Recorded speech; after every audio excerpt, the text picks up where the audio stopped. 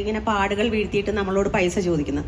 ഏതാണ്ട് അതുപോലൊരു പ്രവൃത്തിയല്ലേ എഴുത്തിലും ഞാൻ ചെയ്യുന്നതെന്ന് എനിക്കിപ്പോൾ ചിലപ്പോൾ തോന്നാറുണ്ട്.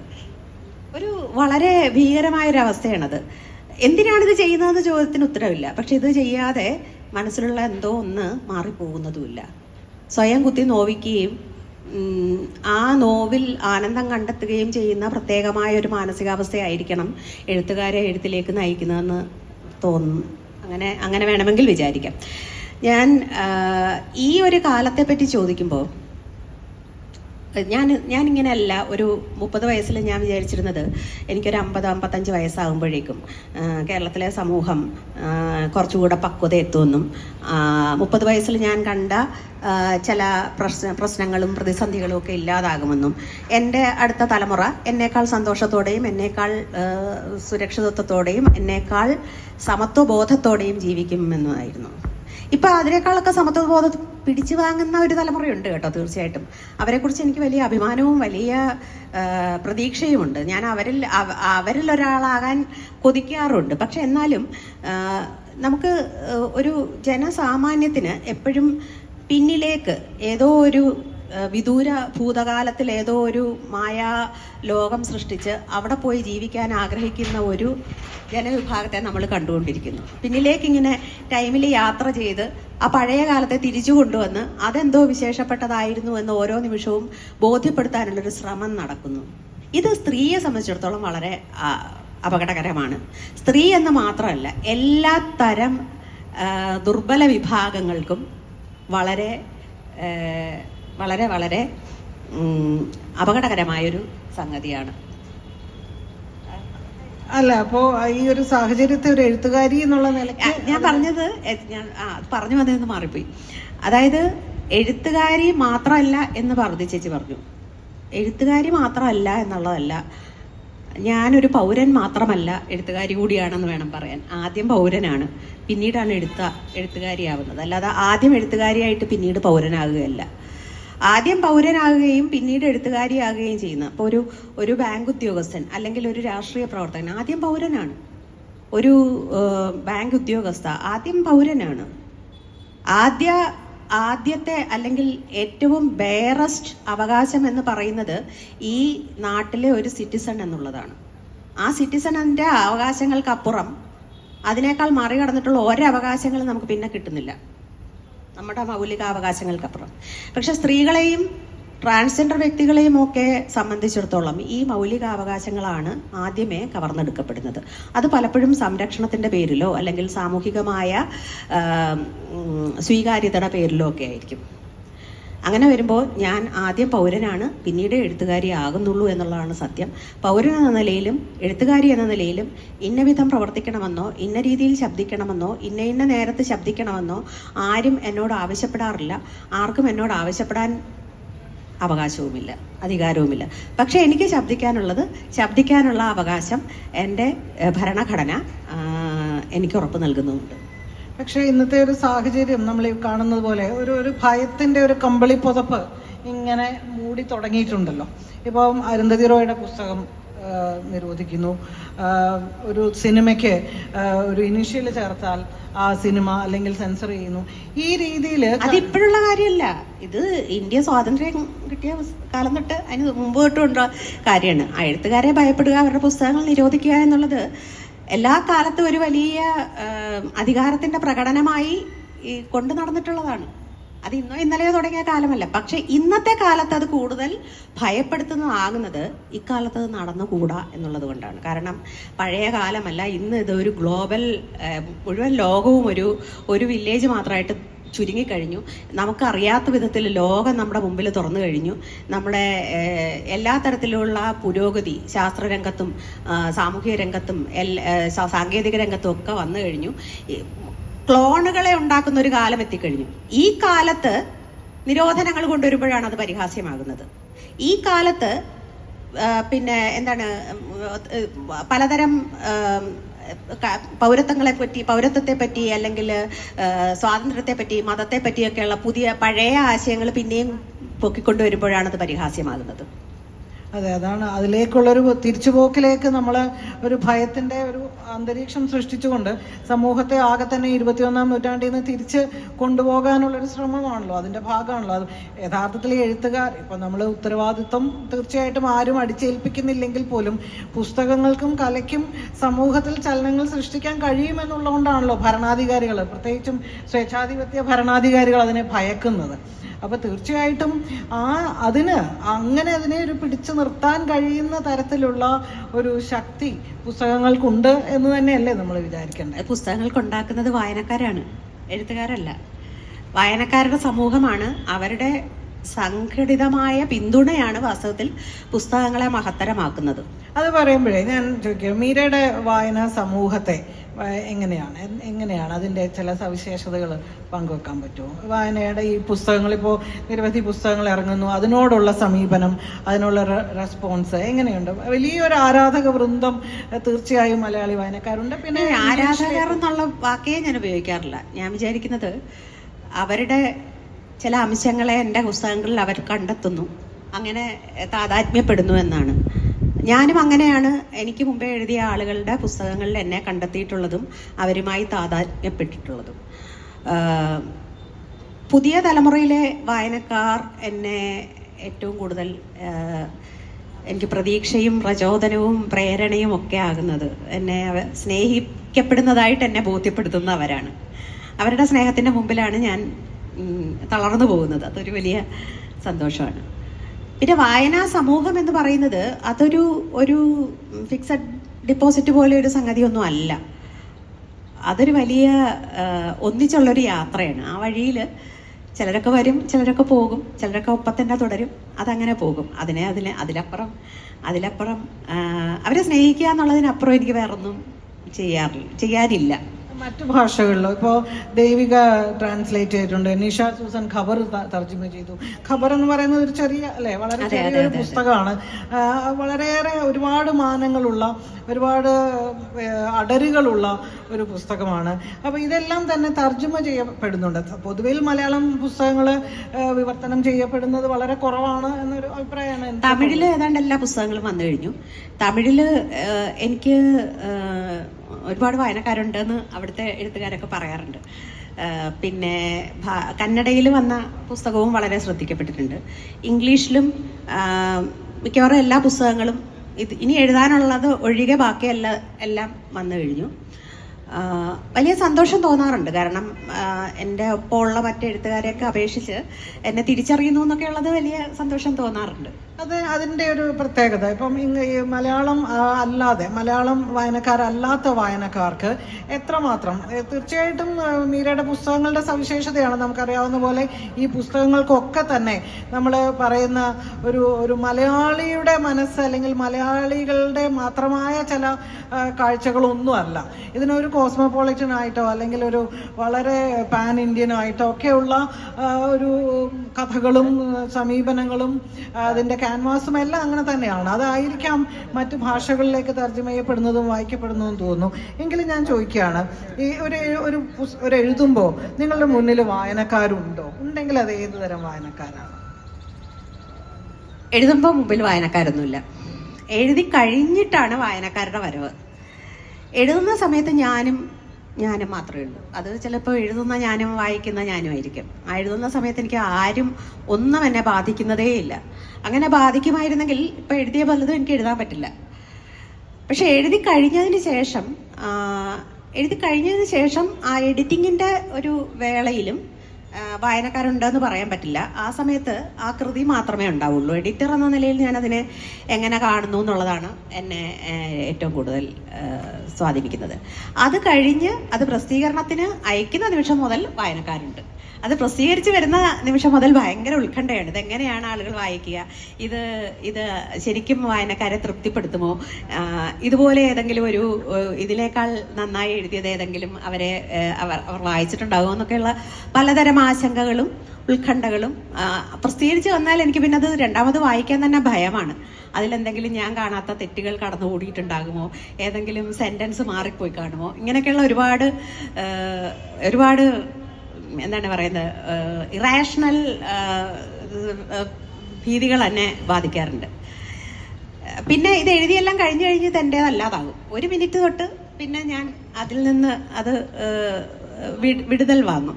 അത് കഴിഞ്ഞാൽ പിന്നെ ചില സമയത്തൊക്കെ ആരെങ്കിലും അതിനെപ്പറ്റി സംസാരിക്കുമ്പോൾ അതെൻ്റെ പുസ്തകമാണെന്ന് തന്നെ ഞാൻ മറന്നുപോകും. എനിക്ക് തോന്നുന്നു ഈ ട്രോമയിലൂടെയൊക്കെ കടന്നു പോകുന്നതിൻ്റെ ഭാഗമായിട്ടാണോ എന്നറിയില്ല, പലപ്പോഴും ഈ പറയുന്ന ഒരു ആത്മവിശ്വാസക്കുറവ്, ഇപ്പോൾ ആദ്യം മീര തന്നെ പറഞ്ഞു, അത് പലപ്പോഴും തോന്നാറുണ്ട്. ഇപ്പോഴും കുറച്ചൊക്കെ ഇങ്ങനെ ഒരു എവിടെയൊക്കെയോ ഒരു ഭീതിയുടെയോ, അല്ലെങ്കിൽ അത് ആദ്യകാല കൃതികളിൽ പ്രത്യേകിച്ചും.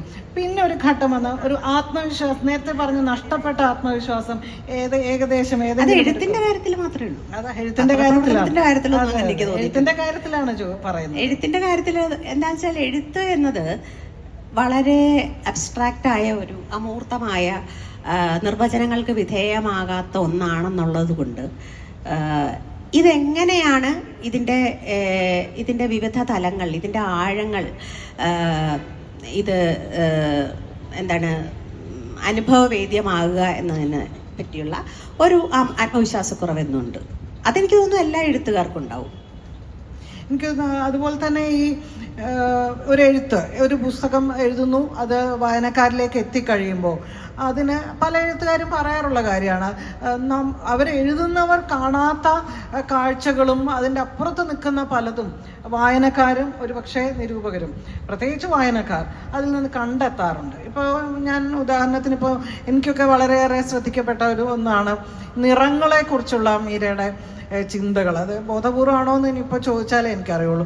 ഉദാഹരണത്തിന് കറുപ്പ്, മഞ്ഞ, ഓറഞ്ച്, ഈ നിറങ്ങൾ ഇങ്ങനെ ആവർത്തിച്ച് വരുന്നതാണ്. ഇപ്പം മോഹമഞ്ഞ എന്നുണ്ട്, കരിനീല എന്നുണ്ട്, പുസ്തകങ്ങളുടെ പേര് തന്നെയുണ്ട്. അതല്ലാതെ തന്നെ മജന്ത, ഇങ്ങനെ ചില നിറങ്ങളെക്കുറിച്ച് ആവർത്തിച്ച് പലതിലും കാണാറുണ്ട്. അപ്പോൾ അതുപോലെ പക്ഷികൾ ഇങ്ങനെ രൂപകമായിട്ടും ഉപമകളായിട്ടും ജീവിതവുമായി ബന്ധപ്പെടുത്തിയും ഒക്കെ ഒരുപാട് പക്ഷികൾ കടന്നു വരാറുണ്ട് എന്നൊക്കെ എനിക്ക് തോന്നാറുണ്ട് പലപ്പോഴും, അതിനൊരു വായനക്കാരി എന്നുള്ള നിലയ്ക്ക്. ഇത് മീരയുടെ ബോധപൂർവമായ ഒന്നാണോ അതോ കടന്നു വരുന്നതാണോ? ചിലതൊക്കെ ബോധപൂർവമായിരിക്കും, ചിലതൊക്കെ. പക്ഷെ എന്നാലും എന്നെ സംബന്ധിച്ചിടത്തോളം ഈ നിറങ്ങളായിട്ടാണ് ഞാൻ ശരിക്കും ഒരു കഥ എഴുതാനിരിക്കുമ്പോൾ ഒരു ആശയങ്ങളെ തന്നെ, വ്യക്തികളെ തന്നെ കാണുന്നത്. അതിലെ വ്യക്തികളെ അല്ല, അതിലെ ഓരോ അംശത്തെയും കാണുന്നത്. നിറങ്ങൾ എന്നെ വല്ലാതെ എൻ്റെ തലച്ചോറിനുള്ളിൽ കൂടിക്കുഴയുന്ന ഒരവസ്ഥ എപ്പോഴും ഉണ്ട്. അതിനപ്പുറം ഞാൻ എങ്ങനെയാണ് ആലോചിച്ചിട്ടില്ല എന്നുള്ളതല്ല, നിറങ്ങളില്ലാതെ എനിക്ക് ഒന്നിനെക്കുറിച്ചും ഓർക്കാൻ പറ്റില്ല, ആരെക്കുറിച്ചും ഓർക്കാൻ പറ്റില്ല. എല്ലാ ഓർമ്മകൾക്കെല്ലാം നിറങ്ങളുണ്ട്. നിറങ്ങളോടെയാണ് ഞാൻ കാണുന്നത്. പിന്നെ എഴുതാനിരിക്കുമ്പോൾ എഴുതാൻ പോകുന്നതിൻ്റെ അത് സൃഷ്ടിക്കാൻ പോകുന്ന ഇമോഷൻ എന്താണോ അതാണ് ആദ്യം അനുഭവപ്പെടുന്നത്. പിന്നീടാണ് അതിലേക്ക് കഥയും കഥാപാത്രങ്ങളും സന്ദർഭങ്ങളും ഒക്കെ വരാറുള്ളത്. സന്ദർഭങ്ങൾ വരാറുള്ളത് വിഷ്വലുകളായിട്ടായിരിക്കും. അപ്പം അങ്ങനെയൊക്കെ ചില സംഗതി ഇങ്ങനെ തന്നെയാണോ എല്ലാ എഴുത്തുകാർക്കും എന്ന് എനിക്കറിയില്ല, പക്ഷെ എനിക്ക് അങ്ങനെയാണ് അനുഭവപ്പെടാറുള്ളത്. ഇപ്പോൾ നമ്മൾ ഇതുവരെ വർത്തമാനവും ഭൂതവുമായിരുന്നു. ഇനി നമുക്ക് ഭാവിയെക്കുറിച്ച് പറയുകയാണെങ്കിൽ, ഇപ്പം നമുക്കറിയാം നിർമ്മിത ബുദ്ധിയുടെ കാലമാണ്. എല്ലാ കലയായാലും ചിത്രരചനയായാലും എഴുത്തായാലും ഒക്കെ തന്നെ ഒരു പ്രത്യേക തരത്തിൽ വലിയ വെല്ലുവിളി നേരിടുന്നുണ്ട് എന്നാണ് പൊതുവിൽ പറഞ്ഞു വരുന്നത്. നമ്മുടെ നാട്ടിലേക്ക് അത് അധികം കടന്നു വന്നിട്ടില്ലെങ്കിൽ പോലും വലിയ തോതിൽ മനുഷ്യനെ മാറ്റിമറിക്കത്തക്ക തരത്തിൽ നിർമ്മിത ബുദ്ധിയുടെ വല്ലാത്തൊരു കാലമാണ് ഇവിടെ. അപ്പോൾ ഇത്തരത്തിൽ ഈ ശാസ്ത്ര സാങ്കേതിക രംഗത്തുണ്ടായിരിക്കുന്ന വലിയ മാറ്റവും അതിൻ്റെ ഭാഗമായി വരുന്ന വലിയ വിപണിയുമുണ്ട്. ഇതെല്ലാം കൂടി എങ്ങനെയാണ് ഒരു എഴുത്തുകാരി ഈ വിപണിയെക്കുറിച്ചുമൊക്കെ മീര ചിന്തിക്കാറുണ്ടോ? ഒരു വിപണി കണക്കാക്കാതെ, ഇപ്പം നമുക്കറിയാം ഇംഗ്ലീഷിലും മറ്റ് വിദേശ രാജ്യങ്ങളിലൊക്കെ തന്നെ മാർക്കറ്റാണ് ഈ എഴുത്തിനെ നിയന്ത്രിക്കുന്ന തരത്തിലേക്ക് കാര്യങ്ങൾ പോകുന്നുണ്ട്. മാനേജർ ഉണ്ടാകും, എഡിറ്റർ ഉണ്ടാകും. ആ എഴുത്ത് എങ്ങനെ ആയിരിക്കണമെന്ന് ആ മാർക്കറ്റിനെ നോക്കിയിട്ടാണ് പലപ്പോഴും എഴുത്തിൽ മാറ്റങ്ങൾ വരുത്തുന്നതെന്നൊക്കെ കേട്ടിട്ടുണ്ട്. നമുക്ക് ആ രീതിയിലേക്ക് മലയാള സാഹിത്യം വളർന്നിട്ടുണ്ട്. അങ്ങനെ വളരണമെന്ന് പാർവതി ചേച്ചിക്ക് ആഗ്രഹമുണ്ടോ? അത് മാർക്കറ്റ് അല്ല, വിപണിയാൽ നിയന്ത്രിക്കപ്പെടുക എന്ന് പറയുന്നത് തീർച്ചയായും നമുക്ക് അംഗീകരിക്കാൻ കഴിയില്ല. പക്ഷേ വിപണി, ഇപ്പോൾ ഞാൻ പറഞ്ഞതെന്ന് വെച്ചാൽ ഇപ്പോൾ സെൽഫ് പ്രൊമോഷൻ ഒരു വലിയ തെറ്റായിട്ട് പലരും പറയാറുണ്ട്. ഞാനങ്ങനെ കാണുന്നില്ല. കാരണം ഡിജിറ്റൽ ലോകത്ത് ഇങ്ങനൊരു പുസ്തകം ഉണ്ടെങ്കിൽ ആ പുസ്തകം ഇന്നതാണെന്നും ഇന്ന പുസ്തകം ഇറങ്ങണമെന്നും അറിയേണ്ടതാണ്. പക്ഷേ അതിൻ്റെ ഗുണം, അതിൻ്റെ വായനയും അതിനെ മാത്രം ആശ്രയിക്കുന്ന അവസ്ഥയിലേക്ക് ആരെങ്കിലും കടത്തിക്കൊണ്ട് പോകുന്നുണ്ടെങ്കിൽ നമ്മൾ രണ്ട് മൂന്ന് കാര്യങ്ങളാണുള്ളത്. ഒന്ന്, ആദ്യത്തെ ചോദ്യത്തിന്റെ ഒരു സംഗതി വിപണിക്ക് വേണ്ടി തയ്യാറാക്കപ്പെടുന്ന പുസ്തകങ്ങൾ എന്നുള്ളതാണ്. അത് വിപണി തീരുമാനിക്കുന്നു ഇന്ന പുസ്തകങ്ങളാണ് ആവശ്യം. അപ്പോൾ ഈ കടയിൽ 1 കിലോ സവോളയുടെ കുറവുണ്ട്, അതുകൊണ്ട് സവോളയാണ് ഇവിടേക്ക് കൊണ്ടുവരേണ്ടതെന്ന് പറയുന്നത് പോലെ ഈ കടയിൽ ഒരു ആക്ഷൻ ത്രില്ലറുടെ കുറവുണ്ട്, അതുകൊണ്ട് ഈ കുറേ ആക്ഷൻ ത്രില്ലറുകൾ നമുക്ക് സൃഷ്ടിക്കണം, ആക്ഷൻ ത്രില്ലറുകൾ എഴുതണം എന്ന് പറയുന്നത് പോലെ ഒരു സംഗതിയാണത്. അതൊരു ഘടകം. അത് പലപ്പോഴും പല ഘട്ടങ്ങളിലും സംഭവിക്കാറുണ്ട്. സംഭവിക്കുന്നതിൽ വലിയ തെറ്റൊന്നുമില്ല. മനുഷ്യർ മയക്കുമരുന്ന് ഉണ്ടാക്കുന്നതിനേക്കാൾ എത്രയോ ഭേദമാണ് ഒരു ആക്ഷൻ ത്രില്ലർ ഉണ്ടാക്കുന്നത്. എത്രയോ നിസ്സാരമായൊരു കാര്യമാണ്. രണ്ടാമത്തെ ചോദ്യം എഡിറ്ററുടേതാണ്. അതായത് സാധാരണ രീതിയിൽ ഇംഗ്ലീഷ് പ്രസാധകർക്ക് ഒരു പബ്ലിഷിംഗ് എഡിറ്ററും ഒരു കമ്മീഷനിങ് എഡിറ്ററും ഒക്കെ കാണും. അവരെന്താ ചെയ്യുന്നതെന്ന് വെച്ചാൽ നമ്മുടെ മാനുസ്ക്രിപ്റ്റ് വായിച്ചു നോക്കുകയും അതിൻ്റെ ശില്പത്തിൽ അല്ലെങ്കിൽ അതിൻ്റെ ഘടനയിൽ അതിൻ്റെ പൊളിറ്റിക്സിൽ എവിടെയാണ് പോരായ്മകൾ ഉള്ളതെന്ന് ചൂണ്ടിക്കാണിക്കുകയും അതനുസരിച്ച് മാറ്റം വരുത്താൻ നിർദ്ദേശിക്കുകയും ചെയ്യും. അത് ഒരു രീതി. അത് ചിലപ്പോൾ ഞങ്ങൾക്ക് ഇന്ന രാഷ്ട്രീയം ഉള്ള പുസ്തകം നമുക്ക് പ്രസിദ്ധീകരിക്കാൻ പറ്റില്ല, അതുകൊണ്ട് ഇത് മാറ്റി തന്നാൽ ഞങ്ങൾ പ്രസിദ്ധീകരിക്കാം, അങ്ങനെ പറയുന്ന ചില മാധ്യമങ്ങൾ തന്നെ ഉണ്ടല്ലോ നമുക്ക്. അതുകൊണ്ട് നമ്മുടെ പല മാധ്യമങ്ങൾ നമ്മുടെ മുമ്പിൽ തന്നെ അതിനുള്ള ഇതുണ്ട്. അപ്പം അത് ഒരു ഇത്. പിന്നെ ഇനി മൂന്നാമത്തെ കാര്യം ഇതിൽ നിന്ന് വ്യത്യസ്തമായൊരു സംഗതിയാണ്. അത് സെൽഫ് പ്രൊമോഷൻ്റെ കാര്യമാണ്. സെൽഫ് പ്രൊമോഷൻ എന്നുള്ളത് മുമ്പ് മലയാളിക്ക് പരിചയമുള്ള ഒരു സംഗതിയല്ല. കാരണം അന്ന് സോഷ്യൽ മീഡിയ ഉണ്ടായിരുന്നില്ല, വാട്സാപ്പ് ഉണ്ടായിരുന്നില്ല, ഫോൺ ഉണ്ടായിരുന്നില്ല. നമ്മുടെ ഇലക്ഷൻ ക്യാമ്പയിൻ പോലും ഇന്നത്തെ പോലെ അന്ന് പരിചയം ഉണ്ടായിരുന്നില്ല. ഇന്നിപ്പോൾ എല്ലാവരുടെയും ഫോണിലേക്ക് റെക്കോർഡഡ് മെസ്സേജുകൾ അല്ലെങ്കിൽ റെക്കോർഡഡ് വോയിസ് മെസ്സേജ് അയക്കാൻ പാകത്തിനുള്ള വ്യത്യാസം പ്രചാരണ രംഗത്ത് പോലും സംഭവിച്ചിട്ടുണ്ട്. അപ്പോൾ എനിക്ക് തമാശയായിട്ട് തോന്നിയിട്ടുള്ളത്, ഒരു റൈറ്റർക്ക് വായനക്കാരോട് തീർച്ചയായിട്ടും ഞാൻ പുസ്തകം എഴുതുന്നതും പുസ്തകം പ്രസിദ്ധീകരിക്കുന്നതും എൻ്റെ വീട്ടിൽ വയ്ക്കാനല്ല, അത് കഴിയുന്നത്ര വായനക്കാരിലെത്തണമെന്ന് എനിക്ക് വളരെ നിർബന്ധമുണ്ട്. അവരത് വായിക്കണമെന്നും അത് വായിച്ച് എന്നെ സ്നേഹിക്കണമെന്നും അത് അവസാനം വരെ വായിക്കണമെന്നും അവരത് ഓർത്തിരിക്കണമെന്നും അതവരെ മാറ്റിമറിക്കണമെന്നും എന്നെപ്പോലെ അവർ ഒരു നല്ല നാളെയെ സ്വപ്നം കാണണമെന്നും അതിലും നല്ല നാളെ സൃഷ്ടിക്കാനും അവർ തയ്യാറാകണമെന്നൊക്കെ എനിക്ക് ആഗ്രഹമുണ്ട്. അല്ലാതെ വെറുതെ ഇരുന്ന് ഈ കുത്തിയിരുന്ന് കരഞ്ഞും പിഴിഞ്ഞും എഴുതി ഉണ്ടാക്കി എൻ്റെ വീട്ടിൽ വയ്ക്കാനല്ല ഞാൻ പുസ്തകം എഴുതുന്നത്. പക്ഷെ എന്നെ രസിപ്പിക്കുന്ന ഒരു ഘടകമുണ്ട്. അതെന്താന്ന് വെച്ചാൽ, നമ്മൾ ഫേസ്ബുക്കിൽ നമ്മുടെ പുസ്തകത്തെ പറ്റി എന്തെങ്കിലും ഇടുമ്പോൾ ഈ സെൽഫ് മാർക്കറ്റിംഗ്, സെൽഫ് തള്ളൽ എന്ന് പറഞ്ഞിട്ട് വരുന്ന അത് മിക്കവാറും പുരുഷന്മാരുടെ നാമങ്ങൾ ആണ് അതിൽ കാണുന്നത്. അപ്പോൾ എനിക്കതിൽ തോന്നിയിട്ടുള്ള എന്താണെന്ന് വെച്ച് കഴിഞ്ഞാൽ, ഒരു സ്ത്രീ സ്വന്തം പുസ്തകത്തെ പറ്റി ആഹ്ലാദിക്കുന്നത് പൊതുവേ ആളുകൾക്ക് അങ്ങോട്ട് പിടിക്കുന്നില്ല. എന്തിനാണ് ഇത്ര ആഹ്ലാദിക്കുന്നത് എന്നുള്ളൊരു ചോദ്യമാണ്.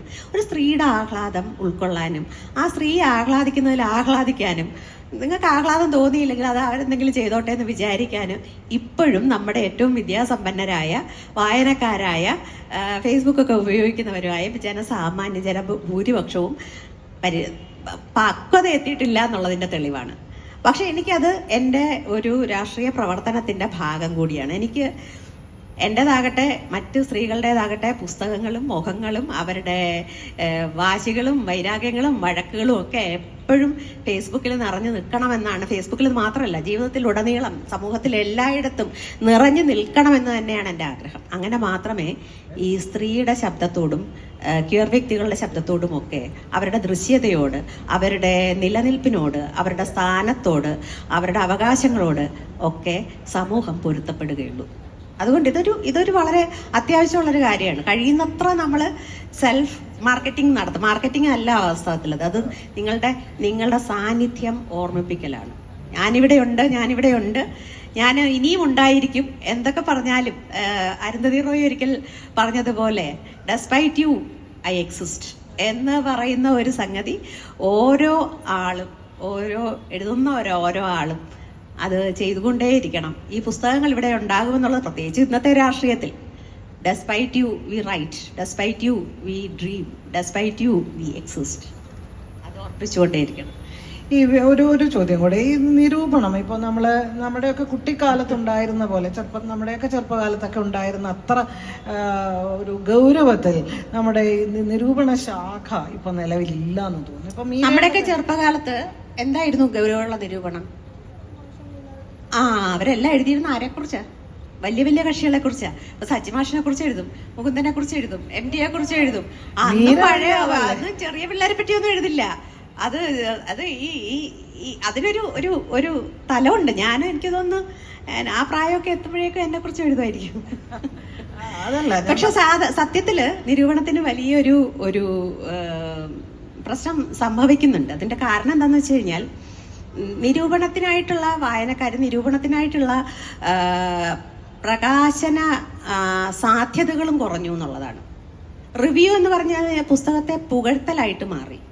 അതായത് വിമർശനം അഥവാ സാഹിത്യ നിരൂപണം എന്ന് പറയുന്നത് അത് പഠനമാണ്, തീർച്ചയായും പഠനമാണ്. ആ പഠനം എങ്ങനെയാണെന്ന് വെച്ചാൽ, കഥ എന്താണെന്ന് ജനത്തിനോട് സംഗ്രഹിച്ചെഴുതുകയല്ല നിരൂപണം.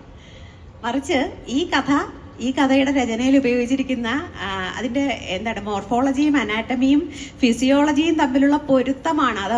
ഒരു വ്യക്തിയായി നമ്മൾ അതിനെ സങ്കല്പിച്ചാൽ, ആ വ്യക്തിയുടെ മൊത്തം ശില്പത്തിൻ്റെ പൂർണ്ണതയാണ്, തികവാണ്, അതിൻ്റെ പോരായ്മയാണ് അതിലൂടെ കടന്നെത്തേണ്ടത്, പുറത്തു വരേണ്ടത്. പക്ഷെ അത്തരം പഠനത്തിന് ആഴമേറിയ പാണ്ഡിത്യം ആവശ്യമുണ്ട്, ആഴമേറിയ അനുശീലനം ആവശ്യമുണ്ട്. അത് മലയാളത്തിൽ ഇപ്പോൾ വളരെ കുറച്ചാളുകൾക്ക്, വിരലിലെണ്ണാവുന്നവർക്ക് മാത്രമേ അത് ഉള്ളൂ എന്നാണ് എനിക്ക് തോന്നിയിട്ടുള്ളത്. എനിക്ക് എൻ്റെ പുസ്തകങ്ങളെ പറ്റിയുള്ള പഠനങ്ങളിൽ പലരും നന്നായി എന്നെ സന്തോഷിപ്പിച്ചിട്ടുള്ള ഒരുപാട് എഴുത്തുകാരുണ്ടായിരിക്കെ തന്നെ. ഇപ്പോൾ ഡോക്ടർ PK രാജശേഖരൻ എഴുതിയതും, അത് ഘാതകനെ കുറിച്ച് എഴുതിയത് എനിക്ക് വളരെ കാരണം നമ്മൾ കാണാത്ത ഒരംശത്തിൻ്റെ ഈ ബിംബം എന്നുള്ള നമ്മൾ മറച്ചു വെച്ച ഒരു സംഗതിയിലേക്കുള്ള ഒരു പഠനം അദ്ദേഹം നടത്തി. ഖബറിൽ ഇടം എന്ന് പറയുന്നതിനെ പറ്റി ഡോക്ടർ സുനിൽ P. ഇളയിടം നടത്തി. അങ്ങനെ അല്ല, ഞങ്ങളുടെ തലമുറ പൊതുവെ ഭാഗ്യം കെട്ട തലമുറയാണ്, ഇന്നസെൻസ്. കാരണം ആ വിധത്തിൽ പഠിക്കുന്ന ഒരു പഠിക്കാനുള്ളൊരു ശ്രമം നടത്തിയിട്ടില്ല. പിന്നെ നമുക്ക് വേണമെങ്കിൽ ആരുടെയെങ്കിലും പുറകെ നടന്ന് ഇതൊന്ന് വായിക്കണം, ഇതിൻ്റെ കുറ്റങ്ങൾ പറയണം എന്നൊക്കെ പറഞ്ഞ് എഴുതിപ്പിക്കാം. അതാണ് ഞാൻ ചോദിക്കാൻ കാര്യം അതാണ്. കാരണം ധാരാളം പുതിയ ചെറുപ്പക്കാരെ ഇഷ്ടം പോലെ ധാരാളം പേര് എഴുതുന്നുണ്ട്, പക്ഷേ വായിക്കപ്പെടുന്നുമുണ്ട്. പക്ഷേ ഈ അതേ തോതിൽ അതിൻ്റെ ആ ഒരു പ്രവാഹമാണ് ഇപ്പോൾ യഥാർത്ഥത്തിൽ എഴുത്ത്. ഇപ്പം നേരത്തെ പറഞ്ഞ പേരുകളെല്ലാം തന്നെ, ഇപ്പോൾ വിനയായാലും വിനോദ് കൃഷ്ണയായാലും മുഷിൻലാൽ ആയാലും ഹരിത സാവിത്രി ആയാലും ഇങ്ങനെ നിരവധി പേര്, ഷീല ടോമിയെ. പക്ഷേ ഈ തരത്തിൽ വളരെ ഗൗരവത്തോടു കൂടിയുള്ള നിരൂപണങ്ങൾ കുറവാണ് തോന്നിയുണ്ട്. അതിന് നമുക്കൊരു അവസാനത്തെ ചോദ്യം, നമ്മുടെ സമയം ഏതാണ്ട് അവസാനിക്കുകയാണ്. അത് ഇനിയത്തെ ഇപ്പോൾ എഴുതിക്കൊണ്ടിരിക്കുന്ന പുസ്തകത്തെക്കുറിച്ച്, അല്ലെങ്കിൽ ഇനിയും എഴുതാൻ ആഗ്രഹിക്കുന്നതിനെ കുറിച്ച് എന്തൊക്കെയാണ് മീരയുടെ സ്വപ്നങ്ങൾ പങ്കുവെക്കാൻ പറ്റുന്നതാണെങ്കിൽ വായനക്കാരുമായിട്ട് ഒന്ന് പങ്കുവെക്കും. ഇപ്പൊ എഴുതിക്കൊണ്ടിരിക്കുന്ന പുസ്തകം തീർക്കുക എന്നുള്ളതാണ്. തീർന്നു, അതിന്റെ എഡിറ്റിംഗ് പൂർത്തിയാക്കുക എന്നുള്ളതാണ് ഇപ്പോൾ ആദ്യത്തെ ആഗ്രഹം. അത് എങ്ങനെയാണ് വായനക്കാർ സ്വീകരിക്കുന്നത് എന്നുള്ളത് ആണ് ഇപ്പോൾ എന്നെ അലട്ടിക്കൊണ്ടിരിക്കുന്നത്. അതാണ് എൻ്റെ മനസ്സിലൊക്കെ. അതിൽ മുഴുകി ജീവിക്കുകയാണ്. കലാച്ചി എന്നാണ് അതിൻ്റെ പേര്. കലാച്ചി എന്ന പേര് കഴിഞ്ഞ ഒരു സാഹിത്യോത്സവത്തിന്, DC-യുടെ സാഹിത്യോത്സവത്തിന് അനൗൺസ് ചെയ്തപ്പോൾ, അതിൻ്റെ കവർ അനൗൺസ് ചെയ്തപ്പോൾ അവിടെ ഒരാൾ വന്ന് പറഞ്ഞു, നിങ്ങൾ കല്ലാച്ചിയെ പറ്റി, അതായത് കോഴിക്കോട് ഒരു കല്ലാച്ചി ഉണ്ടല്ലോ, കല്ലാച്ചിയെ പറ്റി എന്താ എഴുതാൻ പോകുന്നതെന്ന്. കലാച്ചി കോഴിക്കോട്ടെ കല്ലാച്ചി അല്ല. അത് ഞാൻ എടുക്കുന്ന ജീവിതത്തിലെ ഞാൻ എഴുതുന്ന ഏറ്റവും സാഹസികമായ ഒരു നോവലെന്നാണ് ഞാൻ ഇപ്പോൾ പറയാൻ ആഗ്രഹിക്കുന്നത്. കഴിഞ്ഞിട്ട് ബാക്കി ഉണ്ടാവുക എന്നുള്ളത് പിന്നെ കാണാം. പല്ലാണോ നഖമാണോ? അപ്പൊ നമുക്ക് ഈ പറഞ്ഞ പോലെ ആ കലാച്ചിക്ക് വേണ്ടി കാത്തിരിക്കാം. വലിയ സങ്കടമുണ്ട്. സാനുമാഷ് അത് സാനുമാഷിനെ സമർപ്പിക്കണം എന്നായിരുന്നു ആഗ്രഹം. താനുമാഷില്ല എന്നുള്ളത് എനിക്ക് വലിയ സങ്കടമുണ്ട്. അത് ഉടനെ ഇറങ്ങും. ഈ തവണ ഏതാനും ആഴ്ചകൾക്ക് അകം അത് തയ്യാറാകും. ഓക്കെ, അപ്പൊ നമുക്ക് അത് ഈ പറഞ്ഞ പോലെ ഒരു ഓണ സമ്മാനമായിട്ട് നമുക്ക് സ്വീകരിക്കാം. പുതിയ നോവൽ മീരയുടെ വരുന്നു എന്നതും അത് ഉടനെ തന്നെ നമ്മുടെയൊക്കെ കൈകളിൽ കിട്ടുന്നു എന്നുള്ളതും വളരെ വളരെ സന്തോഷം തരുന്നതാണ്. അപ്പോൾ ഇത്രയും നേരം മീര ചോദ്യങ്ങൾക്കെല്ലാം തന്നെ ഈ രീതിയിൽ നമ്മളുമായിട്ട് സംവദിക്കുകയും പങ്കുവയ്ക്കുകയും ചെയ്തു. എനിക്ക് തോന്നുന്നു സംഘാടകർ പറയുന്നത് ഒരു 10 മിനിറ്റ് സദസ്സിൽ നിന്നുള്ള ചോദ്യങ്ങൾ ആകാം എന്നാണ് പറയുന്നത്.